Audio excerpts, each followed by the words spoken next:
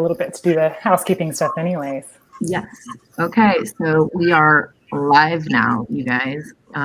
Everyone, if you are tuning in on our multiple streams today from YouTube, Facebook, and or Twitter, welcome to our virtual town hall. We still have two panelists that we are waiting to enter. One was having some audio issues, and another, I think, was coming from a meeting and should be joining us promptly. I am Maggie Segrich. I am one of two founders of Sesh Coworking, Houston's first female co-working space, and we began the year opening our space here in Houston, and then were promptly closed due to the pandemic. And throughout the pandemic, one of the things that we did as founders was we reached out to all of the women that we knew, whether it was through email, DMs, text, phone calls. We even wrote people letters to ask them, how are you? Is there anything that you need? And one of those people that I happened to reach out with is our moderator today, Courtney Sikes Longmore. She is not just a mother of two young children, but also the founder of Pure Palate. Oh, hold on, we've got somebody joining really quick. There's Lucie. How, Lucie, are you there?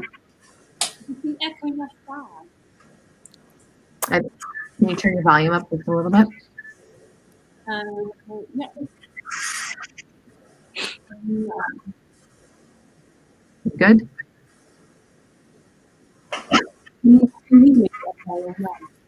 No, it's very low. Give me a microphone. Do you have a headphone? Okay. I'm going to mute you for a second, and I'm going to let Courtney take it away. Courtney, the floor is yours. Great. Hi. When Maggie and Meredith called, I'm a former brand strategist, worked in London for 12 years working with big brands and spent a lot of time consulting on how to market to women in a very effective way that's true to their lives today. So we spent a lot of time researching women around the world. And then when this pandemic hit, obviously I had some personal feelings about that. So when Maggie and Meredith reached out, I was like, this is a conversation that we really, Sesh needs to talk about. And we started working on this together, and it's been great. It's been a fantastic thing to research because it's obviously very personal to all of us. But also the data has been so fascinating to see such change come through so quickly. And I think, we can all agree that while no one's been unscathed by the pandemic, women have definitely across every arena been hit the hardest. Every arena apart from maybe mortality, that we fared better there. And so I think in March, when we were all looking at this with kind of a sense of dread about how hard of a storm it was going to be for us to weather as women and working mothers as well, quite quickly turned into a crisis of epic proportions. I think if we look at the data, we can see that all of those fears back in March have unfortunately come to light. So, for example, the recent McKinsey study looked at the fact that women are nearly 2 times as likely as men to be laid off or furloughed during the pandemic. And while women globally made up 39% of the workforce, they made up 54% of global layoffs.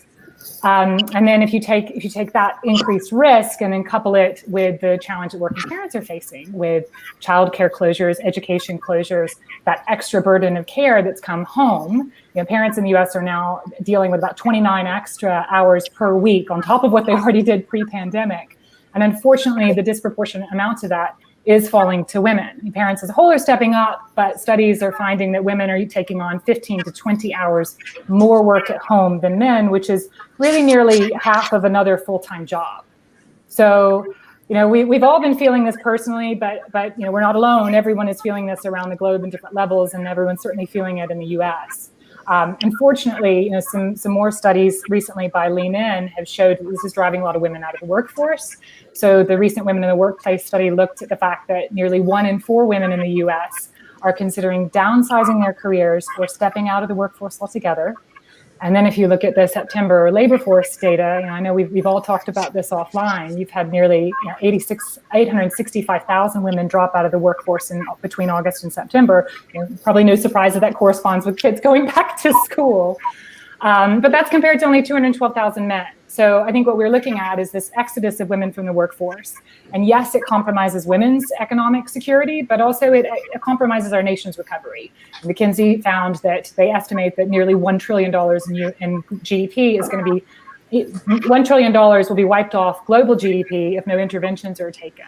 So that's what we're hoping to do today, is talk a little bit about what's going on, but really talk about what we can do to, fuel recovery on the other side of this and try and build much more resilient progress on diversity and gender equality in the workforce. And so we've got a fantastic group of panelists. I'm going to take you through all of them. I think we've got everybody here now.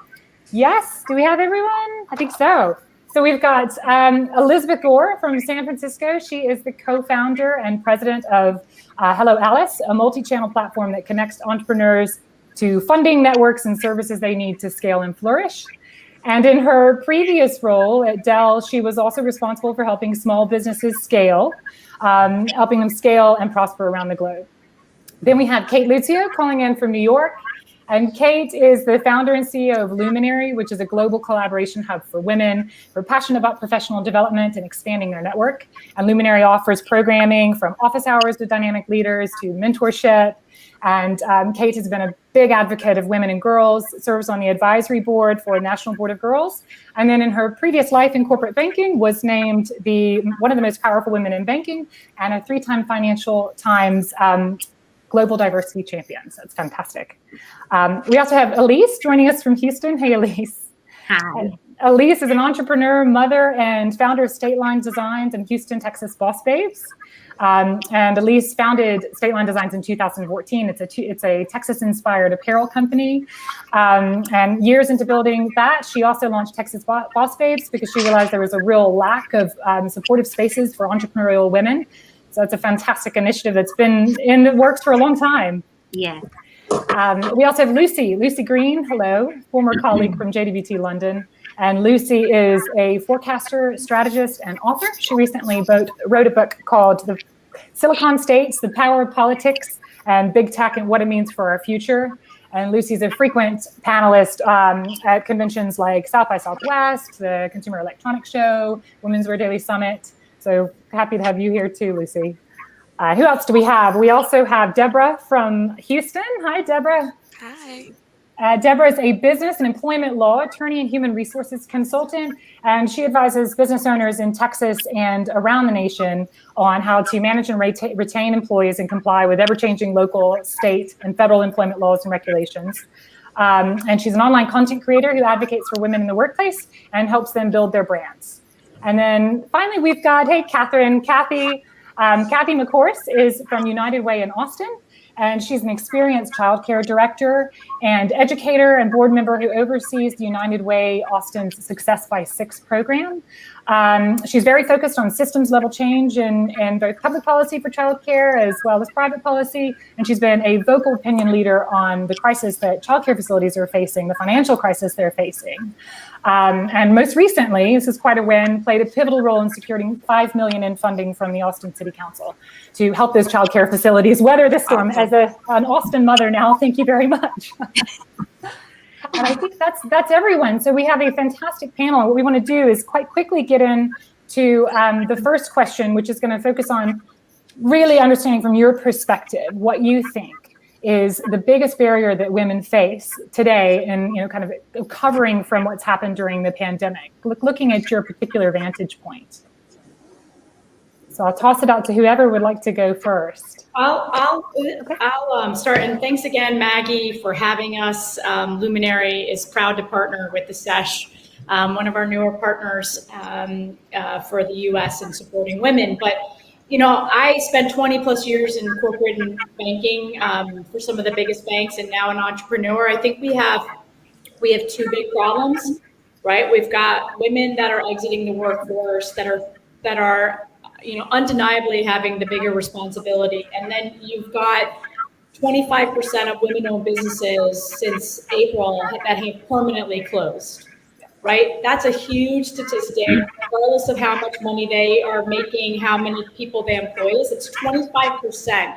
And we know that 1,800 women-owned businesses were being started per day in 2017, 18, and 19, right?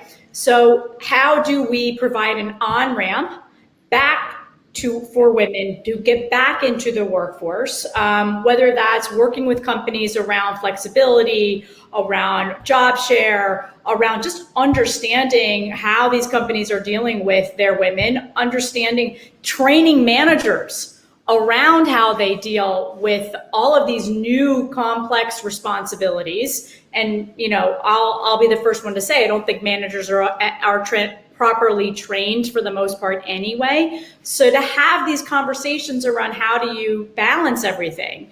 And then on the flip side, and Elizabeth can speak to this as well, on small business, right? The small business is the heart of our country, right? And if all of these small businesses, and I'm speaking just about women right now, are challenged with staying open, don't have access to capital, don't have access to support and education to whether that's reimagine, rebuild, or recover their businesses, we've got an even bigger problem that's not going to just last a year. It's going to continue to exacerbate the issues. And so with what Hello Alice is doing, what Luminary is doing, what lots of cities around the country are doing and trying to find ways and resources to support these businesses, it's sort of this in this together. Are we all coming together to support women and giving proper education, resources, and tools so that whether you're trying to balance your job and homeschooling or elder care, whether that's restarting your business, or if you've left the workforce and now have to start your own business,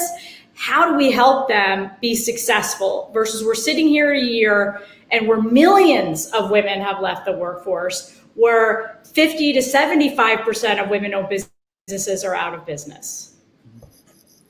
Absolutely. Yeah, Deborah, I know I spoke with you a little bit offline. Are you seeing, I know you spend a lot of time advising companies on how to manage and retain these employees. Like, have you had any conversations with progressive employees who are really putting a stake in the employers who are putting a stake in the ground about how they want to get these women back or how they want to kind of stem the outpouring? Yeah, for sure. And I thought about that when Cate was speaking, especially about working with managers, because that's what I do day to day from the beginning when we first started seeing these shutdowns and lockdowns until today. And there's been different phases of this recovery. So we went from this period where everyone was in a panic. We didn't really know what was happening. Everything was happening so quickly. And there's been ups and downs. And now we're in this very slow reopening phase. And I think it's very true that managers don't know how to manage it. They are very confused about keeping up with not only the day-to-day regulations that are changing, but the safety provisions, and then just trying to get the work done. So I do think one thing that this pandemic has really highlighted is that the talent is needed. It's not an option for women not to return because we need the talent and services that women provide across many different industries. So employers are eager to get women back in, and I think it's time to kind of speak up and say, okay, what do we need to do, from safety to setting up flexible leave policies to providing opportunities for women to be in leadership. Those are the three big opportunity areas that I try to work with managers on day to day. Women need to know that they have a safe workplace environment, that if they do return to work, they're going to be able to take paid and flexible leaves when they need to step out and take care of the family matters that the pandemic still presents, and be able to come back without being penalized and without, fear that their jobs are in jeopardy. So managers have to be really proactive about keeping those lines of communication open. And it can be really difficult to navigate because before the pandemic, there are certain things you wouldn't talk about. You wouldn't talk about someone's home environment at all. But now it's essential to make sure that we're actually meeting the needs of employees. So it's something I've been working with managers with day to day, with trying to balance their bottom lines, but also setting up the safety, technology, training, and leave policies that employees, specifically women, need. Yeah, that's great. That's great. I think there is a real need for this training, education, support, and communication, Deborah, as you talk about how, we need to let women know that they do have a safe place to work and they are going to be supported in that, or even not penalized coming back in. Elizabeth, did you have something?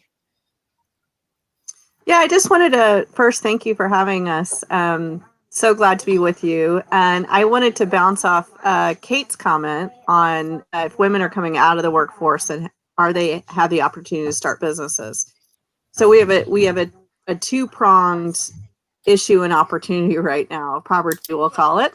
So one is women tend to start businesses with less capital than we need. We're very frugal, which is a good thing over the long term, but to get started, it's quite hard. So what we're seeing is major cash flow issues for women who have started businesses within the last 3 years, particularly anything that's brick and mortar or have supply chain and product.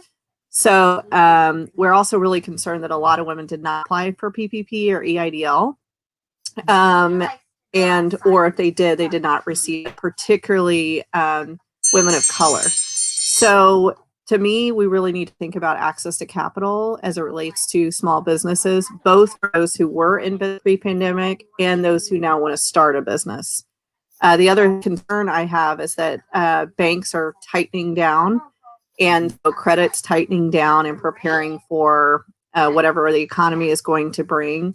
And so I think we really need to think through alternative forms of capital for women who are both in business currently and then are starting businesses. So I just wanted to flag that as it is an extreme issue. On the flip side, those who do invest in women get a higher percentage of return than those who invest in men. So I also see it as an opportunity. So whether it's corporate, individuals, LPs, venture funds, really think about maybe this is a great opportunity to invest in women because they generally have very high returns. So you can look at it as an extreme issue, but also as an extreme opportunity. Yeah, Lucie, I know I had spoken with you a couple other times about this access to capital point. So we focused on it in terms of starting businesses and women in business, but I think you had some interesting views on women's access to personal capital. So looking at how banks treat women, looking at asset accumulation. So if we're buying your first home, and I think I'd heard you in something before talk about a single lady tax. So do you have anything to add on how this is affecting women in their personal lives with their own economic security in addition to in business?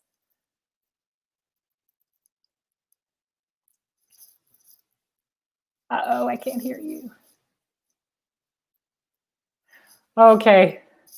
Likewise, very happy to be here. I come at this sort of from a personal perspective, as in I launched a small shop of my own last year. So I'm self-employed, but also as a forecaster and consumer insight specialist, right? So broadly speaking, my background is looking at cultural trends, the future of various different sectors, and doing also in-depth consumer research. And what I thought was really interesting about this issue as it relates to women is there is a number of other demographic characteristics that mean that women are sort of disproportionately being affected by this.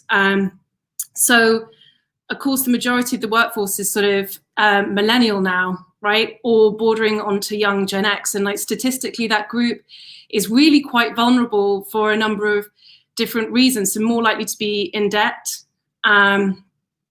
more likely to be in cities where in New York it's risen at twice the sort of rise of salaries for the last 10 years.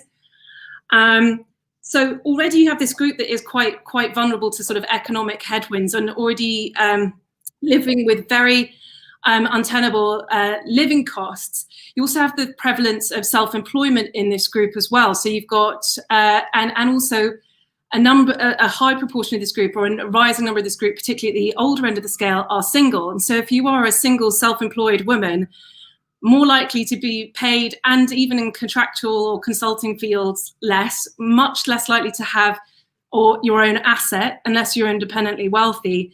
This is, so especially if you're someone sort of in an older millennial, sort of in your late 30s, and we called them the Xennials before, you entered the workplace just after 2008. So you probably spent the last decade absolutely killing yourself with this sort of self-described burnout generation. And now you have this. So if you've just got an asset, you have literally just got an asset. And now you're sort of finding it, you're sort of back to square one. And I think what's interesting to me when I think about the role of the state and systems is they've made it very challenging for the way people who live now to either be in a couple or, unless they're independently wealthy, to acquire capital and assets and property. It's actually become incredibly hard. And as I said, when you combine that with the fact that there are so many more single women in this cohort, like women even if they're not parents. So I think parenting and like being parenting while working has obviously been incredibly hard.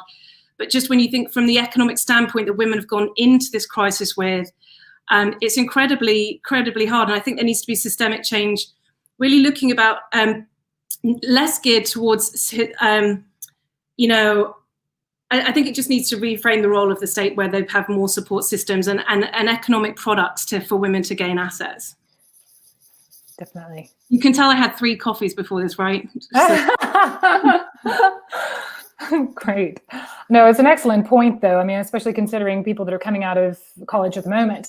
You come out in the middle of a crisis, and we know that starting salary will dictate your salary in 20 years' time, because it takes a long time to catch up. So people, women coming out of the workforce now are going to need even more help to try and get up to where they should have been if this pandemic hadn't happened. So it's an excellent point for us to think about, not just women in the workplace, but I think women's own economic security as individuals, and how there are not enough systems in place to support the whole woman in that sense. All of that has essentially, I think, been withdrawn for the millennial generation, basically.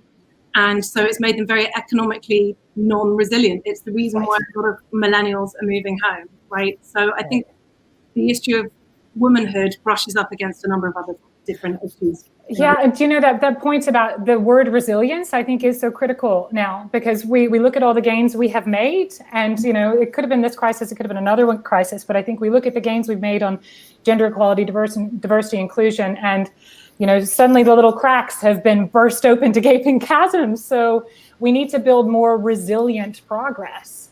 And that does, I agree with you. I think it does need to come in like changes in systems and changes in institutions. And so we're going to get onto those ideas in a moment. But I definitely wanted to touch on the childcare barrier, because I know, Kathy, you've been quite vocal about the financial crisis that childcare facilities are facing. I think you posted on LinkedIn at one point that 40 to 50% of childcare facilities around the nation are at risk of closure.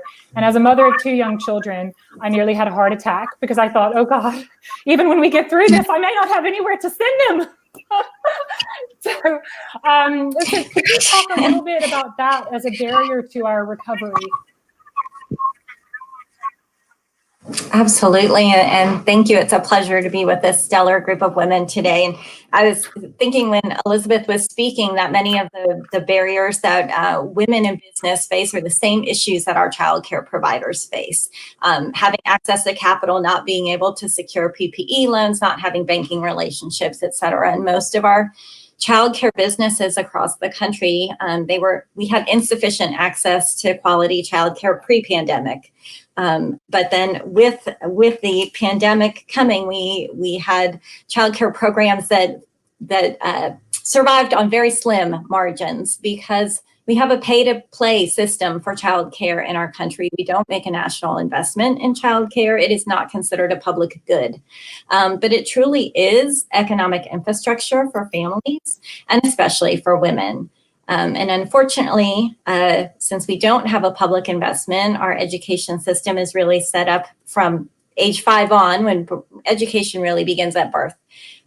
And as our childcare centers, many have had to shut down because people have been sheltering in place and they've lost their revenue.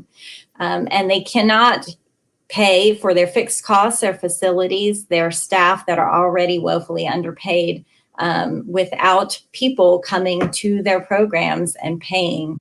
And so those who are in need of it most aren't able to pay those costs that they need to sustain it. If we don't invest in childcare with public funding to rescue it, there will be no childcare left when people want to go back and return to work and have their children safely cared for at that time. So it's time now to really be thinking about both public and private investment. Unfortunately, when we only look at it from businesses who are wise and understand the need of the women who work for them to need childcare, then we just exacerbate gaps in equity and access. Courtney, can I just add on to one, because it kind of plays to what a couple of the panelists said. I think the other piece is, a lot of the women didn't apply, and we know this in underserved communities for PPP, because the process was so convoluted. You didn't already have an existing banking relationship, et cetera. However, I would also argue that a check isn't just going to help the business, right? We've got to actually invest in the business and the skills of the business owner. Because if you don't have a concrete business plan and financial planning and strategic planning around that capital investment, whether it comes from a bank or a friend or a private equity, you will not survive, right? Getting a check is one thing, and then understanding how to run a business is another. And so I think a lot of this comes in, as Kathy mentioned, these daycare and childcare, they are providing a service that we need. But if we give them money, great. But then we also have to make sure they've got the resources and tools to be able to get through the next pandemic, not just financially, but hiring the right people, providing the right resources, looking at what does payroll look like for the next 6 months. I think that's a big part of this access to ongoing education for these business owners. That's really interesting. But so what could that, I know we're kind of moving into solutions, which is great, but what could that solution look like? I mean, is it banks starting programs to bring these independent childcare facilities in to train them up? Is it, is it specific government sponsored programs that will help them get their basics of business in order to make them more financially resilient? What do you think the solution is on that? And I don't think it's just childcare. I think it's businesses in general. Right. Yeah. And lots of small businesses don't have this, but we're talking about women.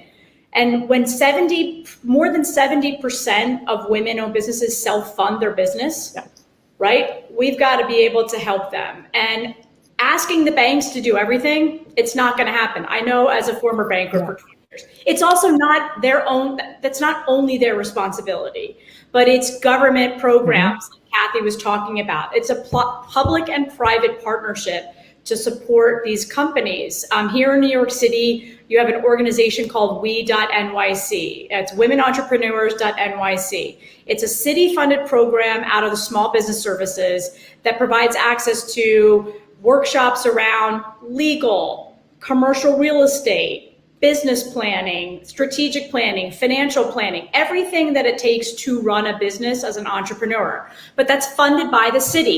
So there in part is you've got the public piece. If you get access to private funding as well, you can actually help these businesses sustain for the long term. Absolutely. I'd love to echo. I wanted to add. Oh, excuse me. Go ahead, Deborah. I just want to add very quickly about the money, specifically looking at the Payroll Protection Act loans. I think one piece that people miss when they talk about those specific loans is that there were a lot of provisions around those loans. So business owners couldn't just take that money and use it however they saw fit. They had to use it primarily for payroll, and it was very limited in how much they could use for overhead expenses. And now that the October deadline has passed, we're seeing companies that have run out of money. They are deferring back to layoffs and furloughs. So I think what Cate said should really be highlighted, that when they get the money, especially if it has stipulations, to be able to plan for how their business is going to move forward, diversify streams of income, manage employees throughout those furlough periods if they have to take them, because it's very complex with complying with the regulations and kind of strings that came along with that money. Yeah, absolutely. Elizabeth, did you have something to add on that point as well? Actually, I wanted to echo Kathy, both personally and professionally. So from the childcare standpoint, our small business owners will not survive if they don't have childcare.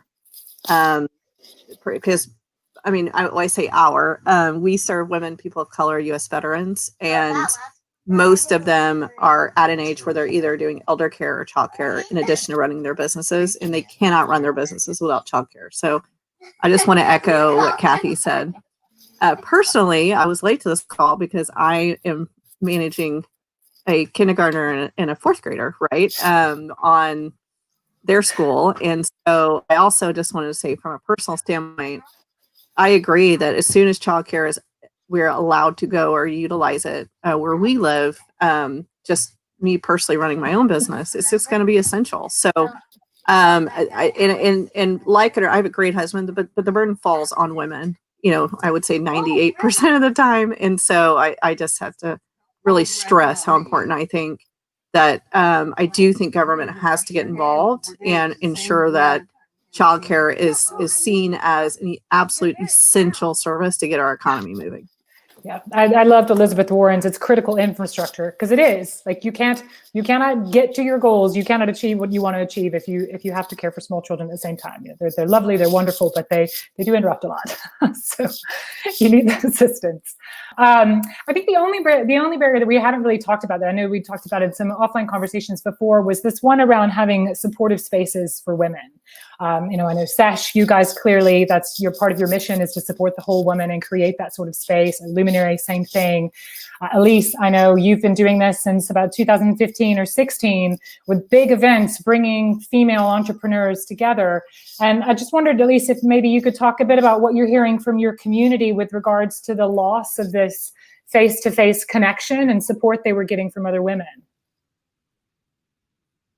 Sure. Yeah, I mean, in Houston, we throw the largest all women-owned business festival in Houston with over 100 women-owned business. Maggie was one of our sponsors last year and one of our vendors as well.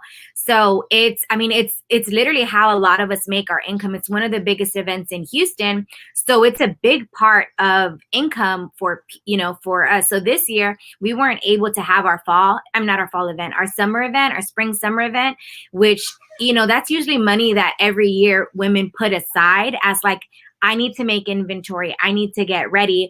And like myself, I've never taken out a loan for my business before. And it's hard. My son should be in class right now, but he's outside playing, so I can focus right now.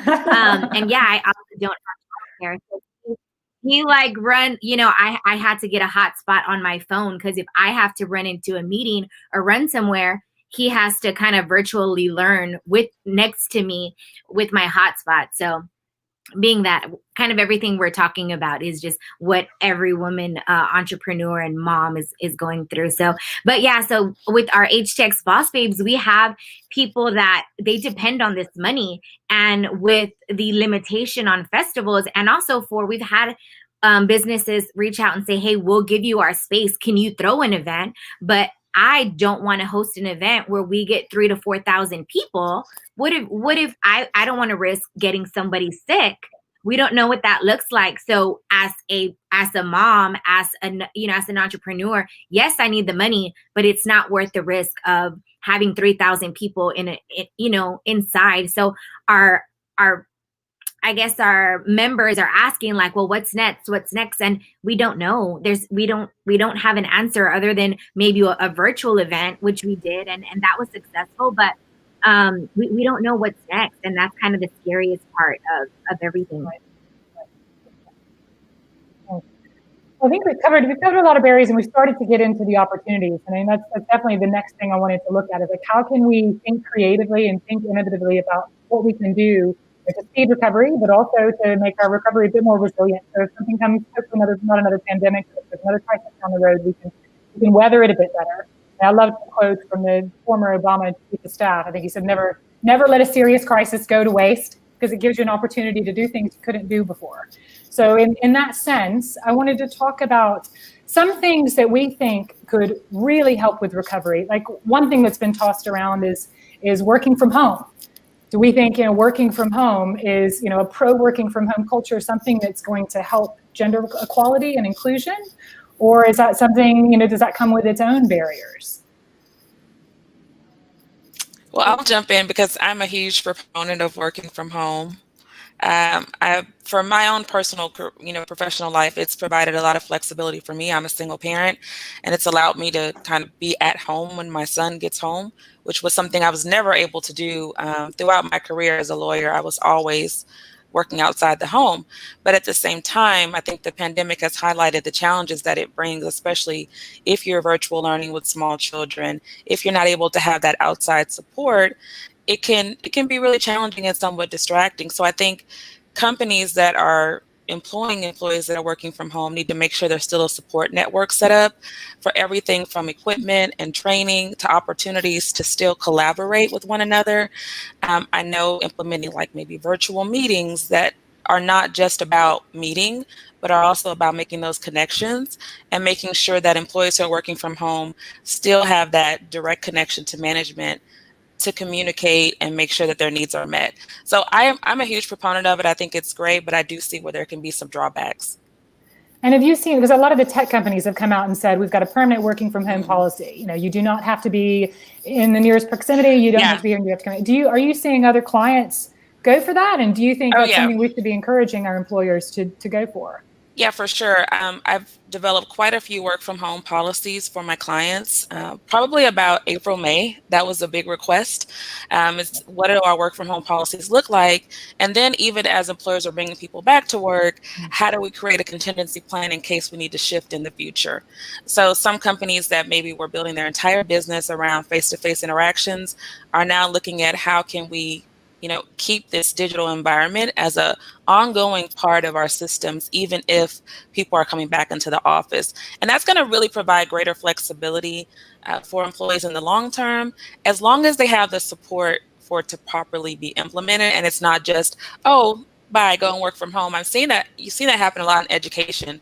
Teachers are basically told, okay, now you can teach from home without the support or systems and training around it. So companies have to invest in the equipment and training for employees that are working from home and be flexible. I mean, before it would be, unprofessional for your child to maybe run in during a meeting. Now, if that happens, I mean, we have to live in a reality that parents have their children at home with them. So I think it's opening up a lot of conversations that are really needed. I'll piggyback because I think it's something, Deborah, you said earlier, which this whole idea of training managers as you're in the workforce, whether you're in a small company all the way to the biggest companies in the world, we've got to appropriately train staff to have these conversations and to understand how to manage. Because if you look at Twitter and you look at Facebook and all of these tech companies, what they're saying is you can work from home. And you have the opportunity and you can voluntarily work from home. But if you look at what they're announcing is all of those companies are now investing in New York City because real estate is cheap, because they're buying a bunch of buildings and saying, great, eventually people are going to go back to work. But having the flexibility for someone, woman or man, to say, I need to work from home 2 days a week or 3 days a week. But again, having that support system and the systems in place to make sure that those individuals, particularly women and moms, have visibility, have opportunities, have the same level of exposure. Because part of the challenge is that you're out of the office, you're not in front of your boss. That is very big in a man's world, right? It's the guy taps the guy on the shoulder, here's the next job. If women, if they're not front and center, often they're just sort of the back seat. And I think we've got to really train the right people. I think the other thing is the younger generation. We talk about the millennials and now we're in the Gen Z. They're coming into their first jobs, not having any cultural induction, not having mentors, not knowing who their colleagues are. And all of us can probably say at one point in our life, especially when we first started out, that was something that you had to have. It was so important for your development. Now they don't have that. So again, back to the employers, how do we make sure these employers are bringing the right amount of training, creating programming for these young people? I know at Luminary, anecdotally, we work with both individuals as members and companies. So the JP Morgans of the world we have a number of corporate members. When we see their corporate women coming back into the space, there's two reasons. One, they need a break from their kids if they're moms, just want a couple of hours to focus on some work. Two, they're really missing human interaction and development, right? It's not just I need to have development from Deborah, who I work alongside with. It's having exposure in this cross-pollination of idea generation of others. Everyone is on Zoom 8 to 10 hours a day. You never get that idea generation. You're not whiteboarding on a Zoom. And so I think it's really important as we think about the future of bringing in, again, the right training and the right support. But flexibility has always been, they're working from home, right? And so managers were scared oh, they're not as productive, they don't perform, they're sitting on a beach. You know what? I don't care if you're sitting on a beach. If you're doing your job and you're getting your job done, why do I care where you are? Yeah. And I worked in advertising before, which is notoriously male, lost women at the senior ranks because of the lack of flexibility, also because of the need to have that face-to-face time for idea generation and like we used to call them collisions, where you're getting together and throwing ideas off each other. So I do think the solution is not going to be 100% working from home and 100% remote or 100% in the office for some industries. It's probably a blend of that. But it will take that flexibility, the leadership, demonstrating that this is okay and it's acceptable and allowing that to happen. And I think we will probably end up with less women dropping out at the senior ranks because they don't feel like they're being penalized. They're not being penalized for having to pop off early to pick up a child or stay home one day and work from home because a child is sick. So I'm with you. I'm hoping that this has actually been a fantastic ripping off of the Band-Aid to show companies that working from home can work if you trust your employees to get the work done and you judge people on performance versus presenteeism. So hopefully that's one good that'll come out of it. Any other opportunities that we haven't talked about, thinking about what will help us accelerate the recovery or create much more resilience? Lucie, did you have something? Well, firstly, I did actually go to Mexico for 10 days and I worked I would say 8 till 3 every single day. I was my most productive because I wasn't stuck in my studio in New York. So I can really vouch for that. Incidentally, the resort was less than my New York rent. So I did find myself thinking, wait, what am I doing? Why am I going home? But I think one thing that really fascinates me in this moment as we look to the idea of female entrepreneurship and programs to encourage female entrepreneurship and so on is, I still think that we look at the examples in culture, particularly the sort of scaled examples, the companies like Away and whatever, and all these founders. I mean, I'm one of these people who's been to all these sort of, have you been, this dreadful phrase, the sort of CEO, dinners. And the unifying factor there is, I think, a level of privilege and access. So I think, as we think about these things and getting more women to have businesses and think about having businesses, we really need to take an early and an intersectional approach, addressing things like class, education. There's even when you're getting venture capital funding, I think there's definitely a PLU or a people like us factor, not to mention a sort of sense of confidence and agency that people who've been to very prestigious schools have. So I think there needs to be way more, and very early on for Gen Zs, I know a really exciting company called the School of Doodle and Irregular Labs that work with teenage girls on commanding the right rate, designing a business plan. So getting people really early on to think about that stuff, but I think introducing more nuanced paths to launching a business, and whether that's a small business or that's a direct to consumer, the next tampon brand. At the moment, it's very skewed towards, yes, there are more women in the direct-to-consumer, but I'm thinking that's the most obvious category to me. But there's a through thread of access to capital and coming from the same groups that Silicon Valley has come from and big tech has come from. Absolutely. I like the point of starting early. I mean, I think we should be starting this sort of mindset in schools. We don't need to wait until people are in college or even later to start teaching this kind of investment business building mindset. It's something that should start much, much earlier. I read something one time that said the women tend to be taught a giving or donation mindset, not an investment mindset. And that's something we definitely need to shift to help get women ahead once they actually step into the game. Yeah, if I could just jump in on that, I did a I taught a Zoom class last week for high school kids on how to, do marketing. And I'm like, man, and I kind of was saying, I know high school kids, you guys don't want to listen to an adult when I say pay attention to these things. But through college, I took business plan classes. I never would have imagined that I would be a business owner. I was like, oh, that's too much work. And now I was in education for 6 years, started my business, and now I've been a full-time entrepreneur for almost going on 7 years, and a single parent. So with that, it's now teaching the kids that entrepreneurship is good. Marketing with social media, there's influencers that are 9 years old, 10 years old. You know what I mean? I have a little cousin who has 10,000 followers on it. 12,000 followers, 12,000 on Instagram, and he's 5.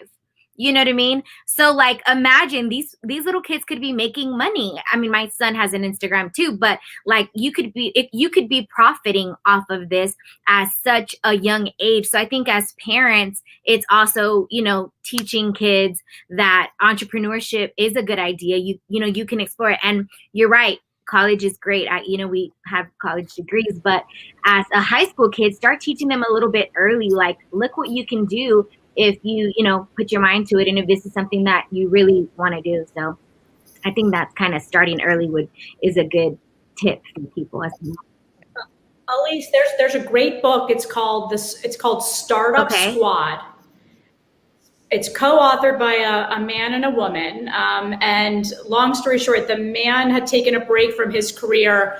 He had been in startups for years and years and was with his daughters full time, and realized that a lot of the books that were geared towards young girls were about, again, princesses and all that good stuff. And one of his daughters wasn't interested in that. Mm-hmm. She was interested in what do you do, Dad, as a job? And he wrote a book called Startup Squad. And it is extremely intersectional. It's very focused on how to build a business as a kid. Remember, I used to have a lemonade stand and babysitting back in the day. So I would recommend, if you have kids or you work with kids, it's pretty phenomenal. We have 3 copies at Luminary, and I actually recommend any woman that works with us that's launching a business to read it. Because the basics of starting a business, writing a P&L, but as a kid, and to your point, just giving the younger we start with resources and education, the better. Thank you. Yeah, I'll check it out. Absolutely. Yeah, to that end, I think it's also important that women learn how to build personal brands, even if they're not ready to go into entrepreneurship. I know it's something I wish I had worked on earlier in my career, was establishing myself as an authority, so that if I want to go out on my own, or if I want to seek this opportunity or that opportunity, I would have already been well established. I was so busy working in my career that I shied away from building my personal brand.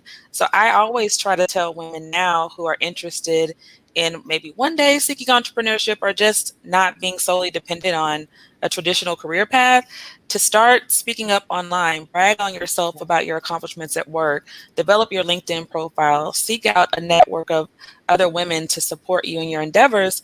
That way, if you ever decide to step out, you can, or if you just have to look for another job in a difficult economy, you already have that network available. So that's another area of opportunity I hope people will take advantage of, especially those who may be out of work, furloughed, or laid off, that this is the time to work on building your personal brand. Yeah, that's an excellent point. Sorry, Lucie, did you have something? Oh, sorry. I'm just I'm doing that whole and another thing. I think maybe this is more. I think this definitely relates to women but small businesses generally, which again are being launched by, I think, millennials and young or Gen Xers generally.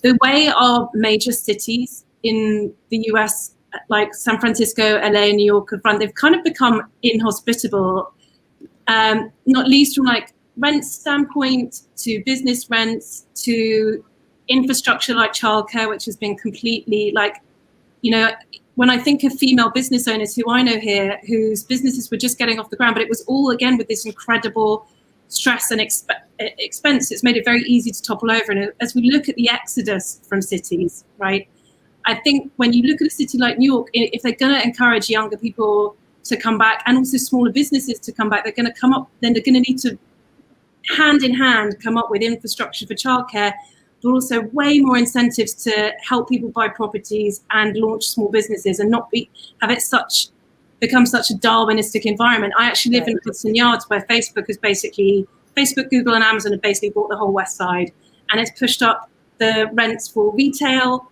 and for all of those things. And it actually made Hudson Yards an incredibly fragile environment. The second there weren't, a million techies on 250 grand, the whole neighborhood has been empty. And so for cities to thrive again, I think you want to welcome in new businesses and have more of that, but women are integral to that too.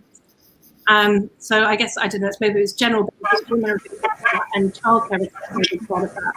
Right.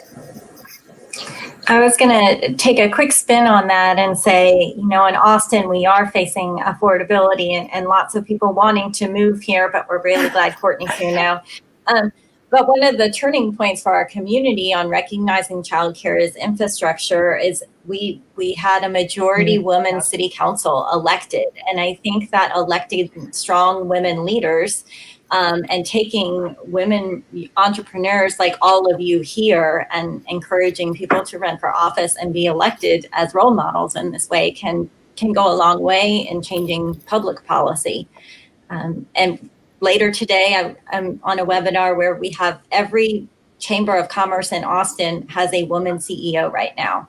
And I just think that's astounding for our city and a testament to where I think our community can go. That's fantastic. That is fantastic. And any other advice you can give to people, because we have people dialing in from all over the nation and some other parts of the world as well. Any other advice you can give people in their own home communities to try and, maybe try and replicate some of the success you had with the Austin Chamber of Commerce in terms of getting funds to childcare facilities? Do you have any other pieces of advice for those women? Well, we've been laying the groundwork for years, and what frustrated me, and so I celebrated at the same time when the mayor's office said, well, we knew childcare was an issue, but we had no idea of the scope. So as much as you are, beating the drum, it at some point it may take seizing the crisis, but it was truly not until our Chamber of Commerce identified childcare as one of the top 3 issues. And then we were able to join the voice of childcare with our Chamber of Commerce and go to our city. Was there one particular placard that you had outside of their offices, or were there particular stats or one really compelling argument that someone could try and replicate elsewhere? I think we leaned a lot into the 2 pieces, and one is just the cost to business when you lack affordable, accessible childcare, and the cost of turnover, the cost to businesses when you have women leaving the workforce has been really powerful. So we have a question from a viewer specifically about this topic to Kathy. It's from Enrique. He said, picking on what Kathy McHorse said, I have a question. How much of this change should come from businesses/individuals, and how much should come from new laws and regulations from the government? On maternity leave for employees, for instance, the U.S. is way behind versus OECD countries on a federal level. For entrepreneurs, there are certifications and government contracts that are awarded for women or minority entrepreneurs, but more efforts are needed, in my opinion. I agree on both. I think it's going to take both public and private investment to make this work. If we look at healthcare as an example, we haven't been able to reach equity with healthcare through just employer-based healthcare access. And I worry that when we only look to the private investment for childcare, we just expand the gap between the haves and have-nots.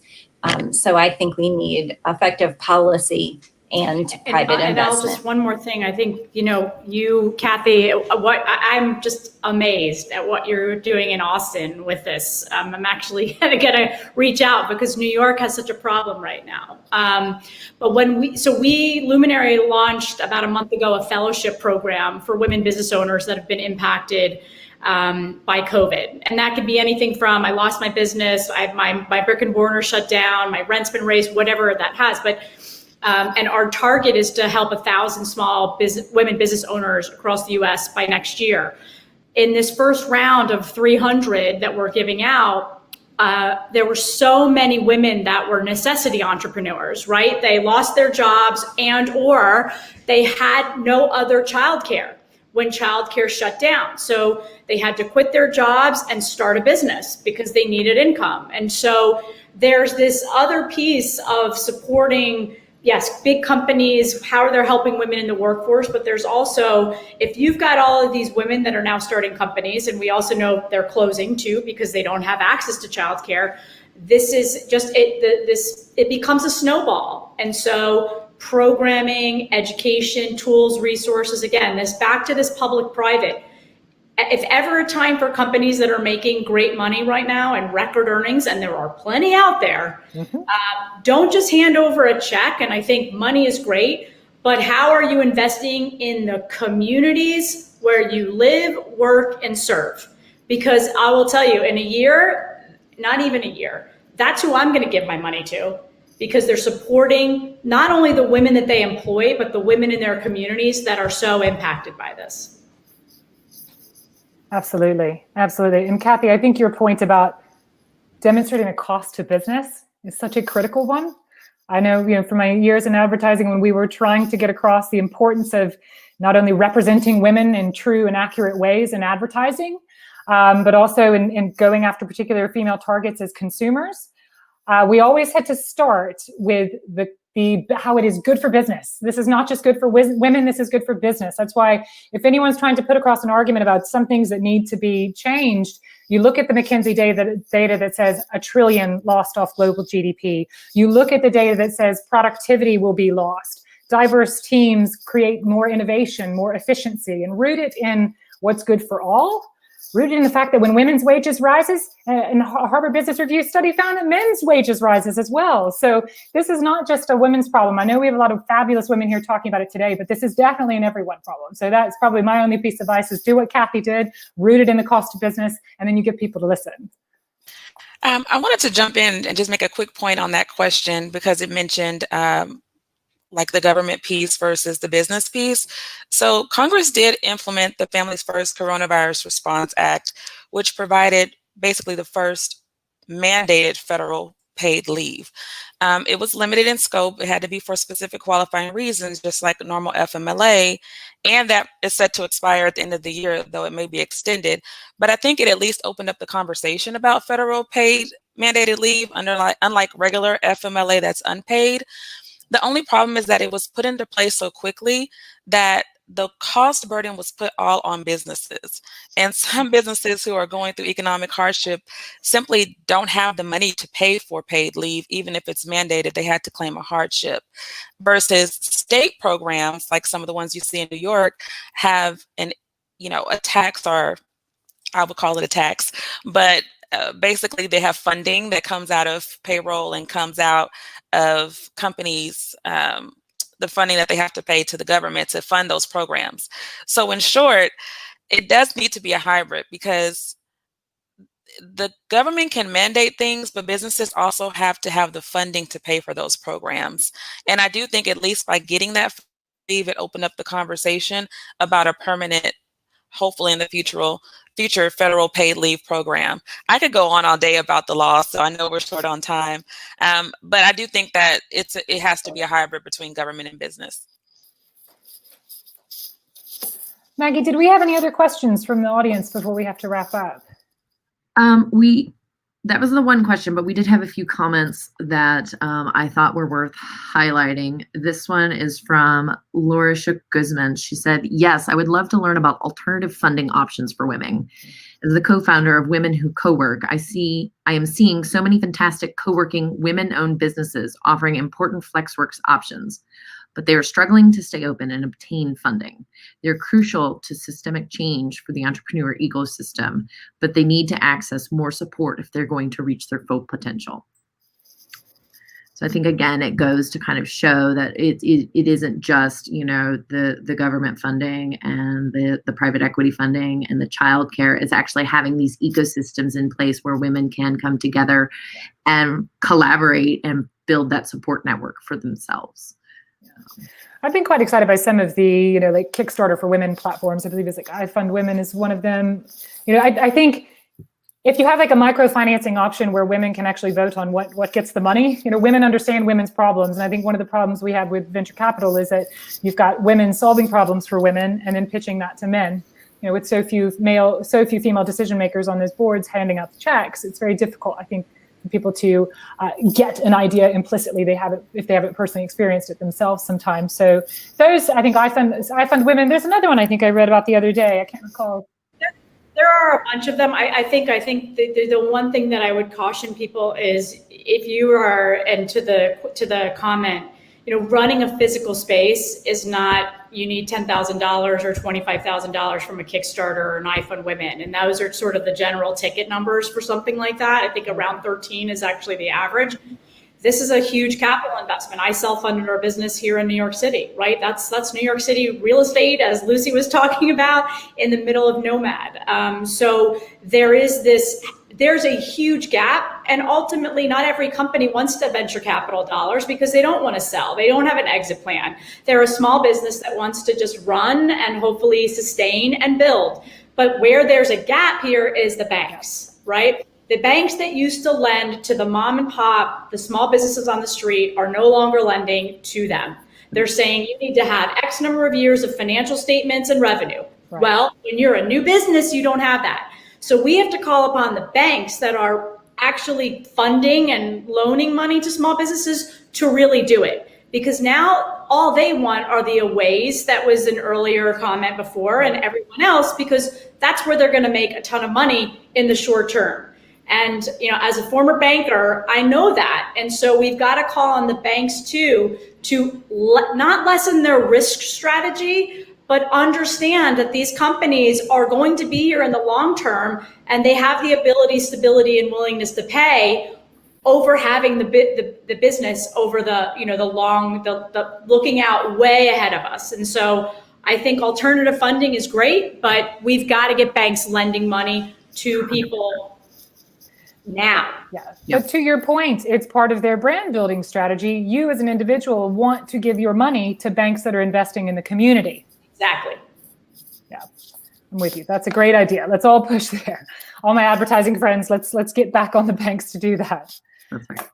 All right. Well, we have hit our 1 hour mark, and it flew by, ladies. I am so impressed with everything that we've tackled so far. I would love to see this conversation continue. So if you are viewing, please feel free to reach out to any of us through Instagram. You can go back through all of the Sesh Coworking posts on Instagram and see where we've tagged people. Reach out to them, DM them. I'm sure they will speak with you on whatever it is that concerns you. And Courtney, do you have any final thoughts? I don't. This has been fantastic. It's been fascinating to look at. I think the data has been a bit frightening at times, but just going back to that quote about don't let a serious crisis go to waste. I think this is a chance for us to do something new. So I think in whatever sector we work, let's try and be innovative and creative and really push for the systemic change that we need. Awesome. Well, everyone. Thank you. Thank you. And enjoy your afternoon. Thank y'all.